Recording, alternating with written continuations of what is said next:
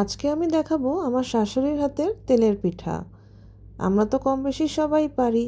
আসুন দেখি। আমার শাশুড়ি এখানে 2 কাপের মতন চালের গুঁড়ো নিয়ে নিয়েছেন এবং 1 কাপের মতন চিনি নিয়ে নিয়েছেন এবং এতে প্রয়োজন অনুসারে পানি দিয়ে দিয়েছেন এবং সাথে উনি কিছু মৌরি এবং কিছু সাদা তিল মিশাবেন। আমার শাশুড়ির সাদা তিল খুব পছন্দ মৌরির থেকেও। আমার রিকোয়েস্টে উনি মৌরি দিয়েছেন এবং নিজের পছন্দের জন্য কিছু সাদা তিল দিয়েছেন।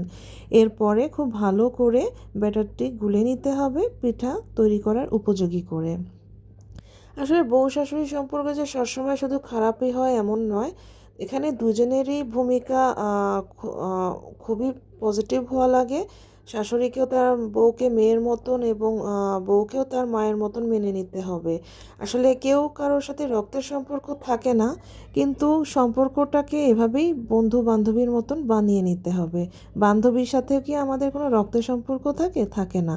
তারপরও তারা কিন্তু একটা সময় আমাদের একদম মানে সেরকম টানের বান্ধবী হয়ে যায়, তাই না? এই যে আমার শাশুড়ি তেলের মধ্যে পিঠা দিয়ে দিল।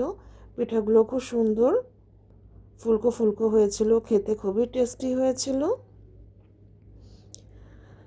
তাই আসুন বউ শাশুড়ি সম্পর্ককে আমরা নেগেটিভভাবে না দেখে এরকম মিষ্টি মিষ্টি পিঠার মতন মিষ্টি সম্পর্কে নিয়ে আসি। তাহলে দেখবেন আমাদের সবার সংসারই সুখের হবে, তাই না?